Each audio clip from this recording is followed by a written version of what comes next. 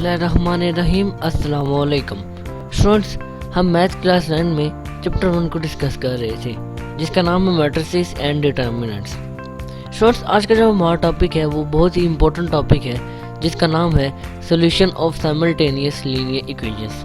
तो आइए इस टॉपिक को डिस्कस करते हैं। जी students, solution of simultaneous linear equations. Students, जैसा कि टॉपिक के नाम से ही जाहिर हो रहा है कि हमने सॉल्यूशन फाइंड आउट करना है किसका, लीनियर इक्वेशंस का। और वो लीनियर इक्वेशंस कौन सी होनी चाहिए, साइमल्टेनियस। साइमल्टेनियस का मतलब होता है एक साथ, यानी कि हम लीनियर इक्वेशंस को एक साथ रख कर सॉल्व करेंगे। स्टूडेंट्स, लीनियर इक्वेशंस को सॉल्व करने से पहले हम देखेंगे कि लीनियर इक्वेशंस होती क्या है।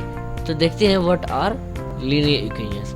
स्टूडेंट्स, अगर मैं आपको कहूँ कि an equation of the form ax is equal to k, अगर हमें एक इक्वेशन कुछ इस तरीके से गिवन हो तो फिर मैं कहूँगा कि a और k रियल नंबर्स हैं और a कभी भी जीरो नहीं हो सकता। और ऐसी इक्वेशंस को मैं कहूँगा कि linear equations in one variable हैं। अब आपके जहन में फ़ौरन आएगा कि हम इन इक्वेशंस को linear equations in one variable क्यों कह रहे हैं। स्टूडेंट्स, इन वन वेरिएबल हम इसलिए कह रहे हैं क्योंकि अगर आप a देखें तो a के साथ सिर्फ एक ही वेरिएबल मौजूद है x। अगर ax प्लस by होता, b के साथ y होता, तो इस केस में हमारे पास टू वेरिएबल्स आ जाते, तो हम इसके नाम देते linear equations in two variable, जो कि हमारी सेकंड डेफिनेशन भी है। तो आइए उसको भी डिस्कस करते हैं। अगर हमारे पास इक्वेशन कुछ इस तरीके से गिवन हो ax plus by is equal to k और k स्टूडेंट्स कांस्टेंट है, तो मैं कहूँगा इस केस में where a and k are real, a b and k are real numbers and a b is not is equal to 0, then such equations is called linear equations in two variables। Students, हमने discuss कर लिया कि linear equations क्या होती हैं। Students, linear equations in three variables भी होती हैं। चूँकि आपकी बुक में इसको डिस्कस नहीं किया गया, इस वजह से हम third type of linear equations को डिस्कस नहीं करेंगे। स्टूडेंट्स, एक और पॉइंट देखते हैं कि generally system of two linear equations को टू वेरिएबल्स की system of two linear equations को हम कुछ इस तरीके से लिखेंगे। आप देख सकते हैं स्टूडेंट्स इसमें कि टू लीनियर इक्वेशंस हमें गिवन है और दोनों इक्वेशंस में टू वेरिएबल्स हैं। स्टूडेंट्स, टॉपिक में क्या कहा गया है कि साइमल्टेनियस लीनियर इक्वेशन। साइमल्टेनियस का मतलब मैंने अभी आपको बताया कि साइमल्टेनियस का मतलब एक साथ। अब हमें दो इक्वेशंस गिवन है, एक ऊपर और दूसरी नीचे, दोनों को ऊपर नीचे रखा गया, एक साथ रखा गया, दोनों टू वेरिएबल्स लीनियर इक्वेशंस हैं। हम इन दोनों को इसी तरीके से ही सॉल्व करेंगे। तो स्टूडेंट्स, आइए अब देखते हैं कि ऐसे कौन कौन से मेथड्स हैं जिनको हम मद्देनजर रख के इन टाइप की इक्वेशंस को सॉल्व करेंगे। तो आइए देखते हैं। जी स्टूडेंट्स, हम डिस्कस करने जा रहे हैं methods of solving linear equations. ऐसे कौन कौन से मेथड्स हैं जिनको मद्देनजर रख कर हम लीनियर इक्वेशंस को सॉल्व कर सकते हैं। तो स्टूडेंट्स, हमारे पास टू मेथड्स आते हैं जिनमें से नंबर फर्स्ट वन जो है वो मैट्रिक्स इन्वर्जन मेथड है, जिसको हम यूजिंग मैट्रिसेस मेथड भी कहते हैं। और जो दूसरा जो हमारे पास मेथड है उसको हम कहते हैं क्रैमर्स रूल, जो कि बहुत इम्पोर्टेंट है। तो स्टूडेंट्स, आइए हम जो फर्स्ट वन रूल है मैट्रिक्स इन्वर्जन मेथड जो है उसको हम देखते हैं और देखते हैं कि इसमें ऐसा क्या होता है, किस तरीके से हम लीनियर इक्वेशंस को इस केस में सॉल्व करते हैं। तो आइए हम देखते हैं मैट्रिक्स इन्वर्जन मेथड और यूजिंग मैट्रिसेस। स्टूडेंट्स, अगेन हम दो linear equations in two variables को कंसीडर कर लेते हैं। Consider the system of linear equations ax plus by is equal to m and cx plus dy is equal to n। अगर आप देखें तो ये दोनों इक्वेशंस जो हैं साइमल्टेनियस रखी गई हैं और इन दोनों इक्वेशंस, ये दोनों equations linear equations in two variables हैं। तो स्टूडेंट्स, अब मैट्रिक्स इन्वर्जन मेथड में होता ये है कि जब भी हमें linear equations in two variables की दो इक्वेशंस गिवन हो तो हम करेंगे ये कि हम उन दोनों इक्वेशंस को मैट्रिक्स की फॉर्म में लिख देंगे। तो हम लिखेंगे कन्वर्टिंग इनटू मैट्रिसेस। और लिखेंगे कैसे, आइए देखते हैं। हम इनको 3 मैट्रिसेस की शेप में लिख देंगे। वो कैसे, अब देखते हैं कि मैट्रिक्स ए को हम इस तरह से लिखेंगे, मैट्रिक्स एस एक्स को हम इस तरह से लिखेंगे और मैट्रिक्स बी को हम इस तरह से लिखेंगे। स्टूडेंट्स, मैट्रिक्स इन्वर्जन मेथड में जब भी हमें 2 लीनियर इक्वेशंस गिवन होंगी तो हम उनको कुछ इस तरीके से ही लिखेंगे। स्टूडेंट्स, हम ए बी सी और डी जब भी हमें मैट्रिक्स इन्वर्जन मेथड के थ्रू लीनियर इक्वेशंस को सॉल्व करने का कहा जाएगा तो हम वेरिएबल्स के साथ जो कोएफिशिएंट्स मौजूद हैं उनको अलग मैट्रिक्स की शेप में लिख देंगे। जैसे कि ए बी सी डी, इनको हमने अलग मैट्रिक्स की तरह लिख दिया। और स्टूडेंट्स, जो हमारे पास वेरिएबल्स मौजूद थे एक्स और वाई, ये 2 वेरिएबल्स, इन दोनों वेरिएबल्स को हमने अलग मैट्रिक्स में लिख दिया और उसको हमने x का नाम दे दिया। और स्टूडेंट, जो हमारे पास कॉन्स्टेंट्स बच गए m और n, इन दोनों को भी हमने b मैट्रिक्स की फॉर्म में लिख दिया। हमने जो लीनियर इक्वेशंस गिवन थी हमने उनको मैट्रिसेस की फॉर्म में कन्वर्ट कर लिया। स्टूडेंट्स, आइए अब नेक्स्ट मूव करते हैं नेक्स्ट पेज पर और देखते हैं कि आगे फर्दर क्या स्टेप लेंगे जिससे हमारे पास इन लीनियर इक्वेशंस के आंसर्स आएंगे। तो स्टूडेंट्स, अभी ऊपर जो हमने मैट्रिसेस बनाए लीनियर इक्वेशन से, अब हम उनको मैट्रिक्स की इक्वेशंस के तौर पर लिखेंगे। तो हम लिखेंगे कन्वर्टिंग इनटू मैट्रिक्स इक्वेशंस। हम उनको कुछ इस तरीके से लिखेंगे ax is equal to b। अब आपके ध्यान में फौरन आएगा कि हमने ax is equal to b क्यों लिखा। स्टूडेंट्स, अगर आप देखें a मैट्रिक्स का ऑर्डर क्या है जी, a मैट्रिक्स का ऑर्डर है 2 by 2 और x मैट्रिक्स का ऑर्डर क्या है, x मैट्रिक्स का ऑर्डर है जी बिल्कुल, x मैट्रिक्स का ऑर्डर है 2 by 1। दरम्यान में इज इक्वल टू का साइन और b मैट्रिक्स का ऑर्डर भी 2 by 1 ही है। स्टूडेंट्स, अगर आप देखें यहाँ पर दरम्यान के 2 एलिमेंट्स 2 by 2 सेम है, यानी कि ये मल्टीप्लाई किए जा सकते हैं। और आखिर के 2 एलिमेंट्स 2 by 1 है, यानी कि जो हमारे पास प्रोडक्ट मैट्रिक्स हासिल होगा वो एक 2 by 1 ऑर्डर का होगा। और हमारे पास जो b मैट्रिक्स का ऑर्डर है इज इक्वल टू के दूसरे साइड पे वो भी 2 by 1 ऑर्डर है, यानी कि यहाँ पर भी 2 by 1 ऑर्डर और यहाँ पर भी 2 by 1 ऑर्डर। हमारे पास दोनों 2 by 1 ऑर्डर्स के मैट्रिक्स आ जाएंगे और हम दोनों लेफ्ट हैंड और राइट हैंड साइड पर दोनों मैट्रिक्स को जब इक्वेट करेंगे, उनके साइमल्टेनियसली उनके इक्वेट करेंगे तो हमारे पास ऊपर दिया गया लीनियर इक्वेशन ही वापस आ जाएगा। तो चूंकि ऊपर दिया गया वो लीनियर इक्वेशन ही वापस आ जाएगा, इस वजह से हमने ऊपर दिए गए मैट्रिक्स को कुछ इस तरीके से मैट्रिक्स की इक्वेशन के तौर पर लिखा। स्टूडेंट्स, अब x मैट्रिक्स क्या था जरा रिकॉल करें जी। x मैट्रिक्स था x और y। हमने लीनियर इक्वेशंस के सॉल्यूशन देख रहे हैं, उनका सॉल्यूशन फाइंड आउट कर रहे हैं और सॉल्यूशन में हमने उनकी जो x और y था, ये 2 वेरिएबल्स हमें गिवन थे, हमने x और y की वैल्यूज फाइंड आउट कर रही हैं। x और y की वैल्यूज जिस मैट्रिक्स में हमने रखी थी उस मैट्रिक्स को हमने x का नाम दिया था। तो इन शॉर्ट हमने x की वैल्यूज फाइंड आउट करनी है।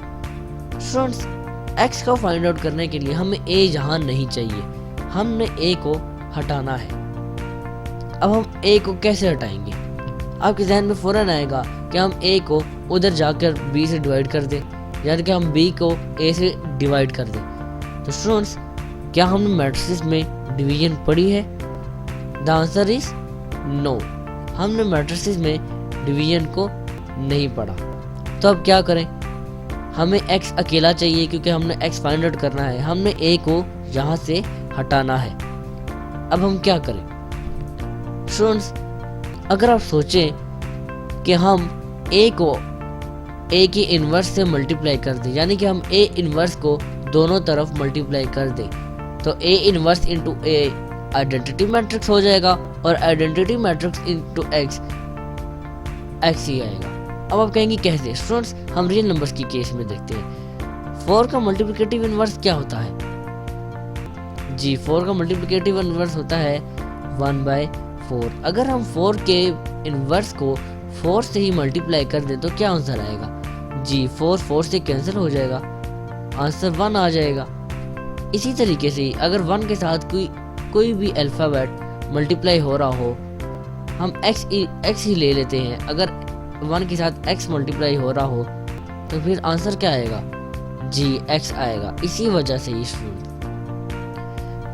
से ही जब हम a को इसके इन्वर्स से मल्टीप्लाई करेंगे तो वो आइडेंटिटी मैट्रिक्स बन जाएगा, और आइडेंटिटी मैट्रिक्स जब x से मल्टीप्लाई होगा तो हमारे पास अगेन आंसर x ही आएगा। लेकिन स्टूडेंट्स, ये तरीका सिर्फ और सिर्फ तब ही अप्लाई किया जा सकता है जब a डिटर्मिनेंट 0 हो।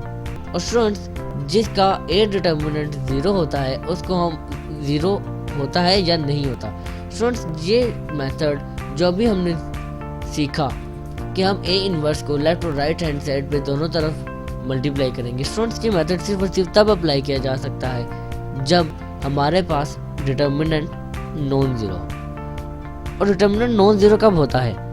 डिटर्मिनेंट नॉन ज़ीरो जो इस मैट्रिक्स का डिटर्मिनेंट नॉन ज़ीरो होता है उसको हम कहते हैं कि नॉन सिंगुलर मैट्रिक्स। तो हम लिखेंगे कि if matrix A is non singular, that is A determinant is not is equal to 0, so we can find its inverse, that is A inverse. क्योंकि A इनवर्स के फार्मूले में डिटर्मिनेंट ऑफ A भी आता है।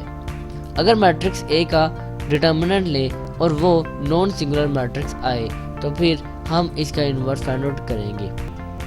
स्टूडेंट्स, अब सवाल ये पैदा होता है कि हम मल्टीप्लिकेशन किस तरीके से करें। हमने कम्यूटेटिव प्रॉपर्टी जब मैट्रिक्स की पढ़ी थी तो वहाँ पर हमने डिस्कस किया था कि मैट्रिक्स कम्यूटेटिव कभी भी नहीं होते। हम मैट्रिक्स को कम्यूटेटिव के तौर पर, यानी कि हम कम्यूटेटिव की जो प्रॉपर्टी होती है उस प्रॉपर्टी के मुताबिक हम मैट्रिक्स को उस तरह से मल्टीप्लाई नहीं कर सकते। मैट्रिक्स में कम्यूटेटिव पाई नहीं जाती।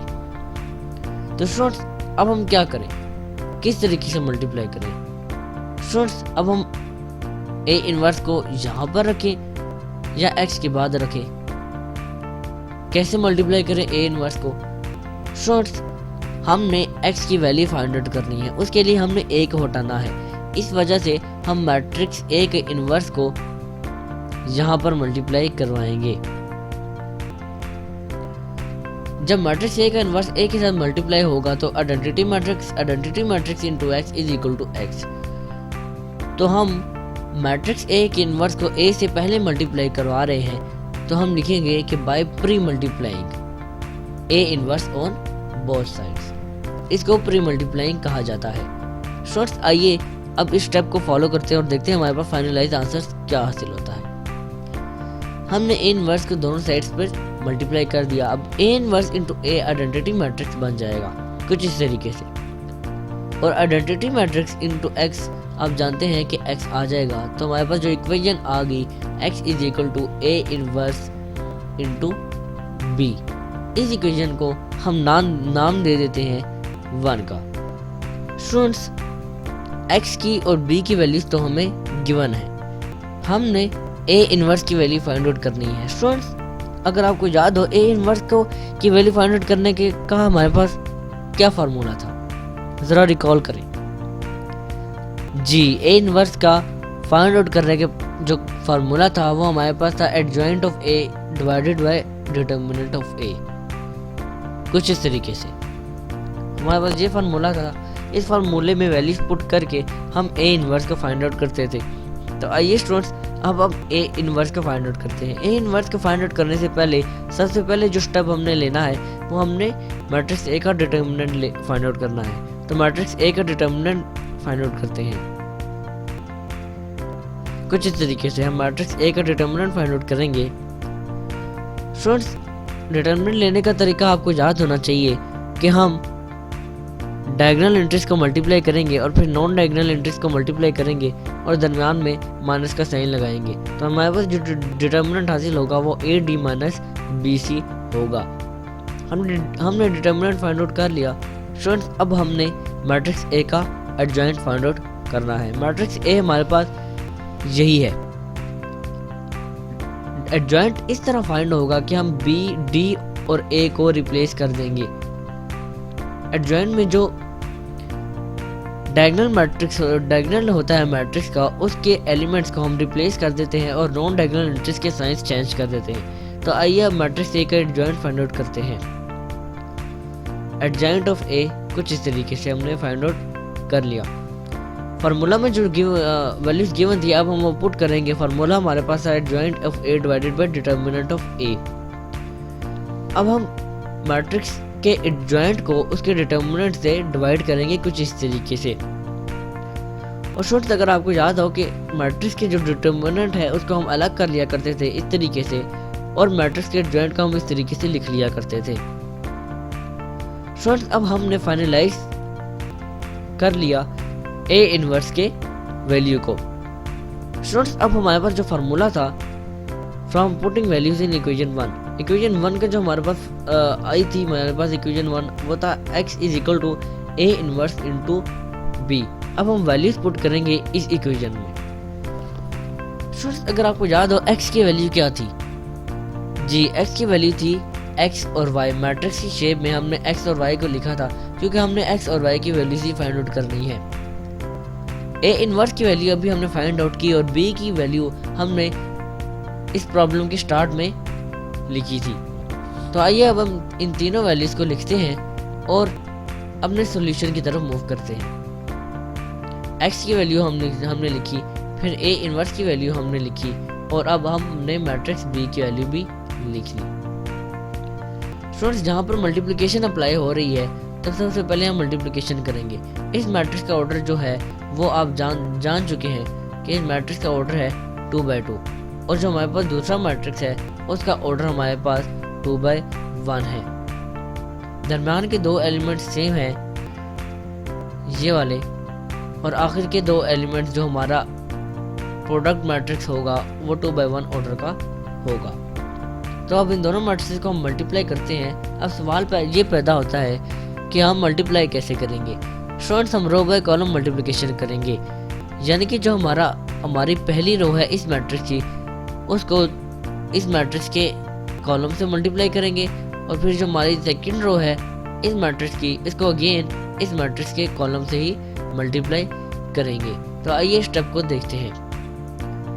x और y ऐसे ही रहेंगे, 1/AD माइनस BC भी ऐसे ही रहेगा, और हम उन दोनों मैट्रिसेस को मल्टीप्लाई करेंगे कुछ इस तरीके से। हमने मल्टीप्लाई कर लिया। स्टूडेंट्स अब हम बाहर 1/AD माइनस BC मल्टीप्लाई हो रहा है, अब अंदर वो जाएगा तो वो उन दोनों के नीचे जाकर डिवाइड हो जाएगा। तो आइए नेक्स्ट पेज पर जाते हैं और अपने आंसर्स को फाइनलाइज करते हैं। लेफ्ट हैंड साइड पे हमें मैट्रिक्स x गिवन था और राइट हैंड साइड पे हमने डिटर्मिनेंट को उन दोनों के नीचे जाकर डिवाइड कर दिया। स्टूडेंट्स अब हमारे पास फाइनलाइज आंसर आ गया। अब हम मैट्रिक्स x की वैल्यू को और y की वैल्यू को कंपेयर करेंगे। हम कंपेयरिंग द कोफिशिएंट्स करेंगे साइमल्टेनियसली। तो स्टूडेंट्स हम x को कंपेयर करेंगे इससे और हम y को कंपेयर करेंगे इससे, x को इससे और y को इससे। हम इन दोनों को कंपेयर करेंगे क्योंकि ये दोनों इक्वल मैट्रिसेस हैं, तो हम आसानी इन दोनों की वैल्यूज लिख सकते हैं कि x is equal to DB minus BN divided by AD minus BC and y is equal to minus CM plus AN divided by AD minus BC। तो स्टूडेंट्स यही मेथड था हमारा मैट्रिक्स इन्वर्जन मेथड और using matrices. Students inversion method I hope so कि आपको समझ आ गया होगा। स्टूडेंट्स ये मेथड याद रखिएगा, आगे आने वाले प्रॉब्लम में हम इस मेथड को यूज करते हुए लीनियर इक्वेशंस को सॉल्व करेंगे। आइए अब आज के टॉपिक का जो दूसरा मेथड था क्रैमर्स रूल, जो कि बहुत इंपॉर्टेंट है, उसको सॉल्व करते हैं। उसे हम कहते हैं क्रैमर्स रूल। स्टूडेंट्स ये इन्वर्जन मेथड से टोटली डिफरेंट है और थोड़ा सा क्रिटिकल भी है। तो अगेन हम दो इक्वेशंस लेट करते हैं, ax plus by is equal to m और cx plus dy is equal to n। इनको हम मैट्रिक्स की फॉर्म में लिखते हैं, तो हम लिखेंगे कन्वर्टिंग इनटू मैट्रिसेस। हम अगेन 3 मैट्रिसेस लेट करेंगे। ए मैट्रिक्स को हम कुछ इस तरीके से लिखेंगे, x को कुछ इस तरीके से और b को कुछ इस तरीके से। अब इसको हम मैट्रिक्स इक्वेशन में कन्वर्ट करते हैं, तो हम लिखते हैं कन्वर्टिंग इनटू मैट्रिक्स इक्वेशन। तो हम लिखेंगे ax is equal to b। अभी हम ऊपर डिस्कस करके आ चुके हैं कि हमने मैट्रिक्स इक्वेशन को कुछ इस तरीके से शेप क्यों दी है। अब हम फाइनलाइज जो हमारी इक्वेशन आई थी हम लिख देते हैं x equal to a inverse b और इसको हम इक्वेशन 1 का नाम दे देते हैं। अब हमने a इनवर्स फाइंड आउट करना है। a इनवर्स का फार्मूला जो हमारे पास आता है वो आता है adjoint a divided by determinant of a। Formula के मुताबिक हमने एडजॉइंट a और डिटर्मिनेंट ऑफ a को फाइंड आउट करना है।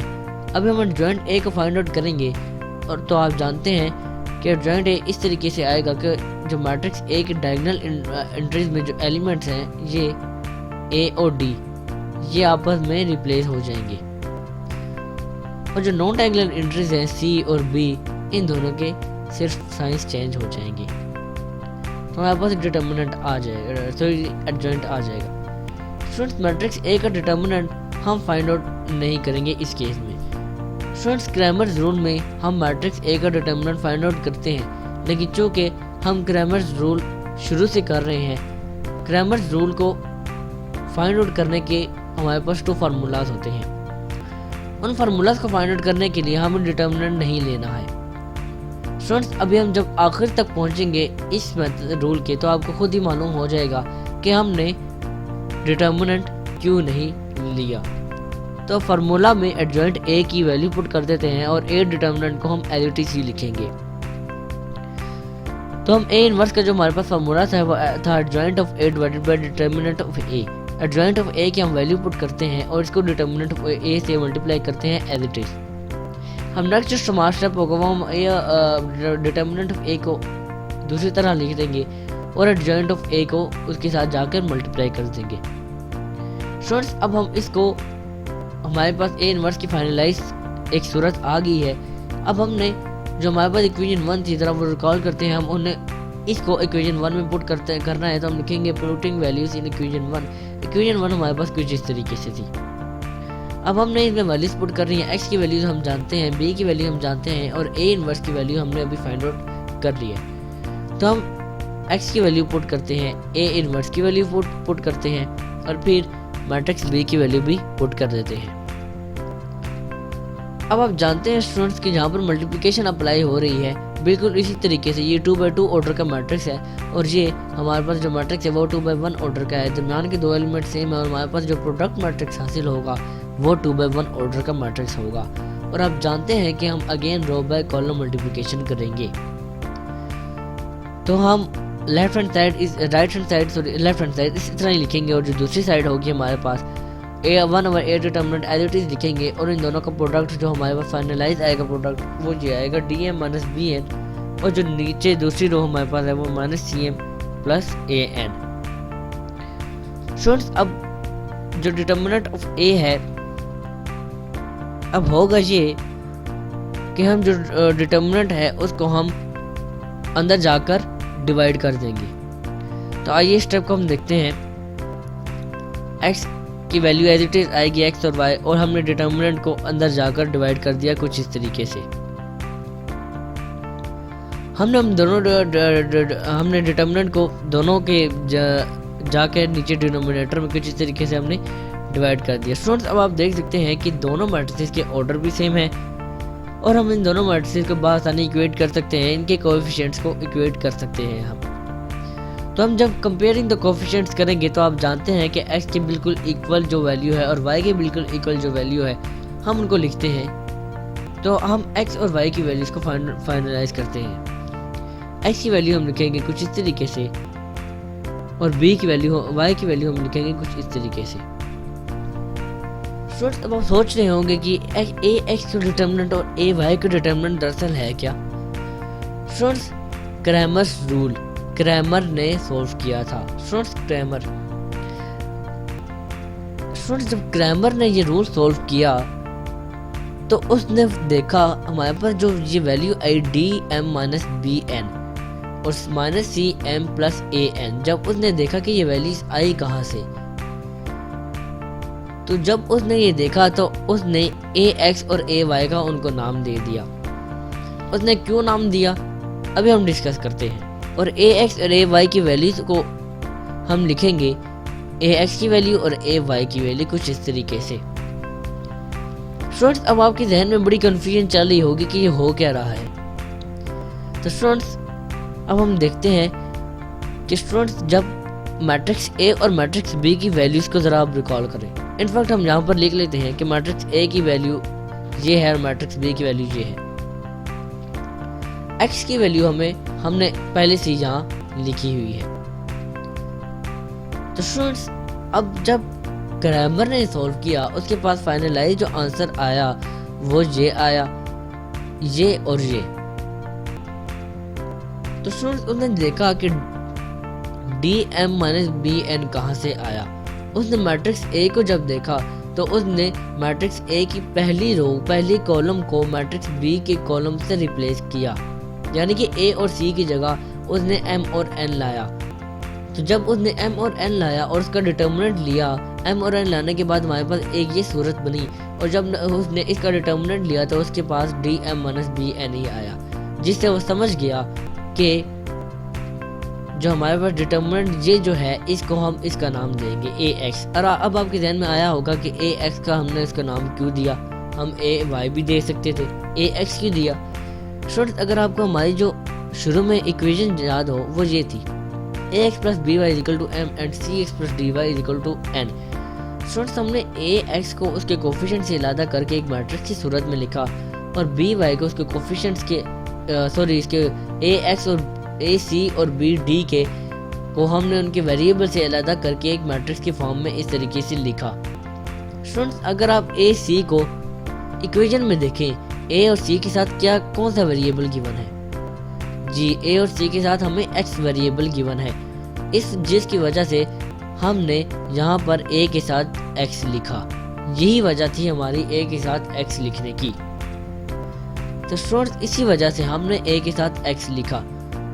उसने जब देखा कि हमने मैट्रिक्स ए की पहली रो को बी की पहले कॉलम मैट्रिक्स ए के पहले कॉलम को बी के कॉलम से रिप्लेस किया और उसका डिटर्मिनेंट दिया तो हमारे पास ये आंसर आया।